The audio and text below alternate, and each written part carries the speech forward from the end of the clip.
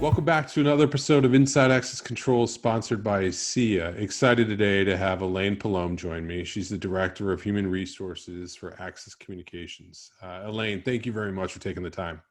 Very happy to be here. Thanks for having me. Absolutely. So we're going to take a little different turn than we normally do here, where it's a lot of times it's technical, but I guess you could argue this is probably technical as well. But I could say it's far more important, in my opinion, is the talent within our industry. And there's a lot of conversations going on right now. And you could actually see a lot of concerted efforts in the talent and tenure and training, and whether it's a discussion about millennials or a discussion about the different types of people and skill sets that we need in the industry. So thought it'd be great to have you come on and talk a little bit about talent. So thank you for taking the time. And before we jump into it, do you mind just give a little bit of background on yourself and the company? That would be great. Sure. So thank you again, Lee, for having me or for inviting me to be part of your discussion today. So again, my name is Elaine Palome, and I'm the head of Human Resources for the Americas, and my team of 12 and I take care of all of Axians from Canada to Argentina and every country in between. We are a full-fledged HR organization with everything from recruitment to the end of the employee life cycle and everything in between. And I'm really thrilled to be here because talent development is something that is really important to me and really near and dear to my heart, and a task that I took on and took some personal responsibility for when I first joined Access 4 years ago, almost 5 years ago. Very good. And so the purposefulness of what you do, I think, is the most important. So I understand, and just through our conversations before, there's a framework associated to it. And the last time we walked through it, I found it to be extremely informative. And I thought if you could walk through just a little bit about what you do, because what I'm hoping to get across too here, and if you could touch on it, is some people will say, well, it's Access, they have a lot of resources, but I really believe a lot of what you're going to talk about can impact no matter if you're a 2-person firm or you're a 2 million person firm.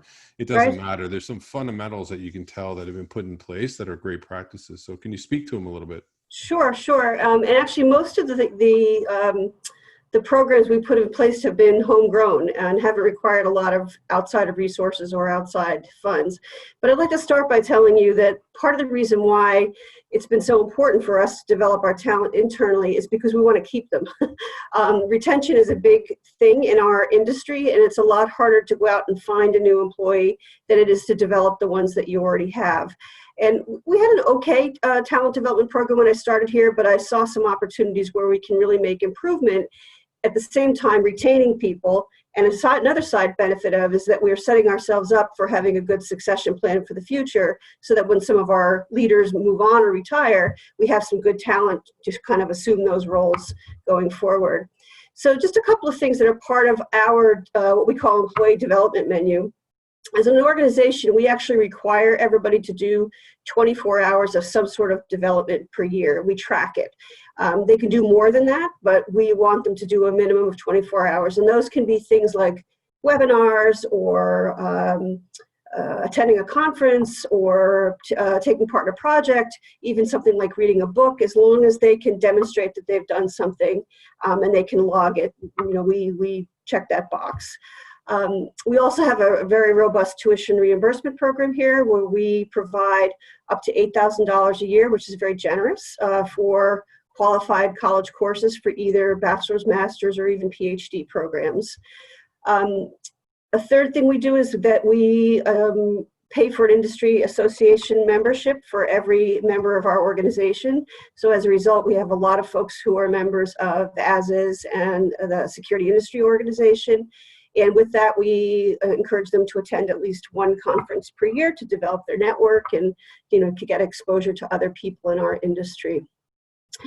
Then some of the homegrown programs we have been really interesting. One is called PIXEL, P-X-E-L, and it stands for Project Experience for Emerging Leaders. And this was a program that came about when one of our individual contributors, who's a real rock star, came to me and said, what do we have to develop people who are not managers here? And I said, good question. We actually don't have a lot, but I'm interested in developing something. And I hooked him up with somebody in my team, and they came up with this program, Pixel. So Pixel projects are projects that the management team thinks of that we actually don't have a dedicated team to solve. And we give it to this Pixel team to actually work on and come up with a solution. You have to apply to get into the program. You need to have support from your manager, and you have an executive sponsor who acts to mentor you during the life of the project. And when the project is finished, you have an opportunity to present to the local management team here. And for a lot of folks, that's their first opportunity to work with people out of their immediate function, and also first exposure they have presenting to the management team. So it's a win-win for everybody involved in the organization. And we've actually taken some of the results from these projects and implemented them, which has been great. Another program, and please, Lee, stop me if I'm going on and on too much here. No, you're good. You're good. I appreciate it. No, that's because actually, I'll interject right there. We talk about often in a lot of stuff we write, we talk about around innovation engines. Yep. And innovation engines are typically try to find out like the technical stuff, right? Like new products or services. But that's a good example, in my opinion. What you have there is an innovation engine around talent, but then also ideation and ideas that is not necessarily technical driven. There's also processes and things, I'm sure, that are in that category that Pixel works on. Yep, exactly. Some of them are very technical in nature. For example, one of them was designing a new demo kit that took into account some of our new products. And some of them are more process oriented. For example, how do we do our performance management process in a more efficient way? So it's a little bit of both. But another program that I wanted to share with you is something we called Exchange. This is a global program where you can actually go to an Axis facility in another part of the world and participate in a project, a problem that they need to solve there that you have particular bent for or particular aptitude for. So we've actually had exchanges come into our facility here in the Americas, and also we've sent people from the Americas to other countries such as Sweden, Dubai, Canada, to take on projects in those organizations. And the benefit, again, is just tremendous, not only for the employee having an opportunity to work in another country, but also for us in that they bring back kind of a more global view of our organization, which is really important to help us to continue to grow. So that's been a very popular program. One of the other programs I'm really proud of is the Axis Mentorship Program. This is a global program, but it was actually started here in the Americas with my team. And this is a program where we pair an up-and-comer with an experienced Axian. And the requirement is that it has to be in a different country and in a different function so that you can learn a little bit more about how another organization operates and how things work in another company or another country. So these two folks work together for between 9 and 12 months, and they're given some activities to help get them started, and then sort of expected to take the relationship from there. We wrap up our first cohort of that group in October, so I'll know how well it went off, but I'm really looking to hear about the relationships and see how they went. Another program that I'm quite proud of is a program that we started here in the Americas, again, totally homegrown, no outsourcing required. It's called Lead Track, and it's basically a management skills program for all of our up-and-coming managers. So this program not only covers basics like how to complete a timesheet or how to complete an expense report or approve an expense report, but also other management topics such as how to lead through change, how to have a difficult performance management discussion with one of your employees, how to mitigate conflict, various things that you come up against as a manager. The modules are delivered by my team, so again, there's no outward expense. They were developed by my team as well, and all Axis managers have to go through that program. It gives them all kind of a common language to be able to use in their management. Probably the program I'm the most proud of is a program called ALP. It stands for the Axis Leadership Program. It's one that I personally worked with our CEO here to develop. And what's really neat about this program is that it's not the traditional management program where you sit down, you have a lecture, you learn about things like conflict management. That's more for Lead Track, which I talked about before. This program is really understanding you and your management style, and how to use that management style to get the best out of your team. So it's very introspective. The cohort works in small groups of 3. They do a lot of walking and talking, and a lot of exercises to really understand how to bring their best selves to work and how to encourage their employees to bring their best selves to work. 2 more short programs to talk about, if I could. One's called IPNL, or the International Program for New Leaders. This is not a program that was designed here in the Americas, but it's an Access Global program. It's very similar to Pixel in that this team is given a project or a task to complete. It's done on a global level. They work with people from other parts of the world, in other time zones, and the final project they need to present to the Access Global Management team. So again, it's an opportunity to present in front of some senior leaders, but also work with people who are different from you. And then the very last program is our CX3 forum. This is it's not a learning and development opportunity as such, but rather we gather our managers together on a quarterly basis to share news with them, upcoming news that might be important to them, news that they should receive before it hits the street, and their folks start asking them questions. Sometimes we'll have outside speakers come in, but it's an opportunity to get all of those managers together at least once a quarter. So on that, so lots of programs. You could tell there's an investment that's made on that end. But then also, I'd like to believe that it's also treated from a return on investment, not only just from what you believe, like you said before, it's because you all want to keep the retention side that's there. Right. Also, very, I would almost call it a human-centric type of approach to the people development on that end. And as far as the organization's view on, because so you've got your international aspects that come in, but it sounds also you all from the Americas side are able to develop your own programs that are sort of in country specific, but then leverage the ones that you have on an international side. The ongoing iteration of these things, is it primarily homegrown, or as things shift and change? I guess I'm trying to say is like these programs I've seen from an HR standpoint are sometimes very epic driven, like they arc for a while, Yes. like they do. But as the workforce changes and as dynamics change, like currently as we have right now, how do you all have built-in flexibility and control, if you would, to ebb and flow as needed? Oh, that's a really good question. One thing that I can say we're pretty good here at Access is gathering and acting on feedback. So every time we execute on one of these programs, we ask people about their experience. Did you get out of it what you thought you were going to get out of it? And how could we modify this program to make it even more impactful? So I think a lot of that data is going to come from our folks. They tell us what it is that they want to hear or what it is they think they need to learn to be successful.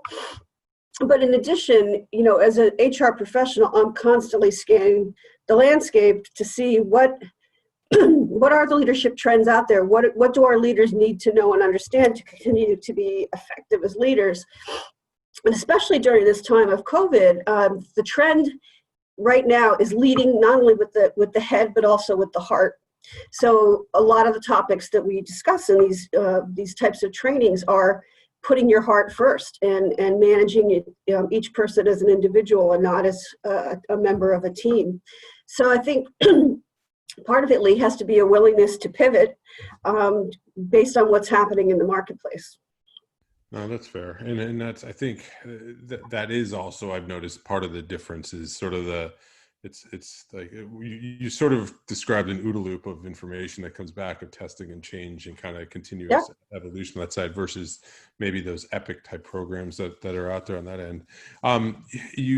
how would you, or what advisement would you give so to somebody, because it sounds to me like more of the behavioral sciences side that come in, and HR to me has two parts. It has and tell me, you know much better than I do. I admit it, but there's sort of the compliance part, right? You know, the making sure that the forms are filled out, and the sort of health benefits side and the things like that. And then there's the human, I would call it more the human side of the Mhm. behavioral sciences, more on that end. Corporations, in my opinion, they tend to sometimes, from an HR standpoint, focus heavily on the compliance side, right? And then it's hard, I feel like, sometimes for them to implement some of the behavioral science side because it's not as tactically driven, I guess, maybe, or, you know, it's Mhm. hard to put those things into an Excel spreadsheet or whatever it might be. What advisement do you have, or how do you balance those two? Wow, I don't think I've ever been asked that in my career. And it's funny because when I think of HR, one of the last things I think about is compliance. So that's actually not my area of expertise. Certainly, there is a heavy component of paperwork and compliance to what we do.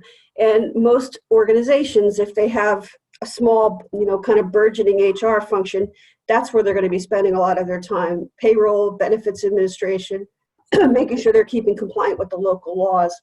So you do need resources to be able to execute on some of these programs. It would be hard for a one person shop to cover all of the areas of HR, if you really want to focus on things like learning and development. So sometimes an investment in an additional headcount is necessary to make that happen. I'm fortunate here at Axis in that Axis lets me do HR the way it needs to be done, and that is balancing those compliance activities with, frankly, the things that really matter to the business, and those are things like talent development and recruiting and retention and succession planning. Because you end up spending more money refilling those positions when people leave than it would take you to just hire somebody who could help you figure out programs to keep them. Does that make sense? Oh yeah, no, it totally does. It's kind of like in the sales. It's the cost difference between getting new customer versus one you already have and selling to them. So Exactly. it's the same Exactly. idea. No, and it's a testament. I can tell you from the interact with a lot of people who are all over doing this type of stuff, and I've been impressed, especially with a lot of your young talent that you have. Super involved. Mhm. You allow that to have. I think in that actually two parts I've known. It's probably the type of people you're hiring, but then it's also the permission that you've given for them to go and value the time to give back, like with SIA Right. and ASIS and other places. So you can see it actually happening in the wild. It's not just a spreadsheet or a PowerPoint slide. So it's kudos to you and the team for doing that. So Thanks. no Thanks. problem. So if people wanted to find out more information about you, what you're thinking of that, but then also the company, where's the best place to go do that? Yeah, so I encourage anybody who's interested to find me on LinkedIn. It's very easy to find me. I'm the only Elaine at Axis Communications. So if you don't remember my last name, just type in Elaine at Axis Communications and you'll find your way to my inbox. In terms of Axis, the best place to go, of course, is axis.com. If you see an Axian in your travels, in your day-to-day business, just pull them aside and start up a chat. They'd be happy to talk to you about who we are and what we do. No, I appreciate that. All right. Well, Elaine, thank you very much for taking the time to do this. I appreciate that Chris from ALC introduced us and had the opportunity to get to know you a bit Same and know here. what you're doing. So thank you. It's been a great conversation. I think this is an important part of our industry. I wish we spent more time here than talking about blue blinky lights. So thank you Thank for you, and I'm starting the sorry for trend. all of the coughing. Apologize. It's all good. It All happens right, to the best of us. So thank you. thank you. Yeah, bye bye.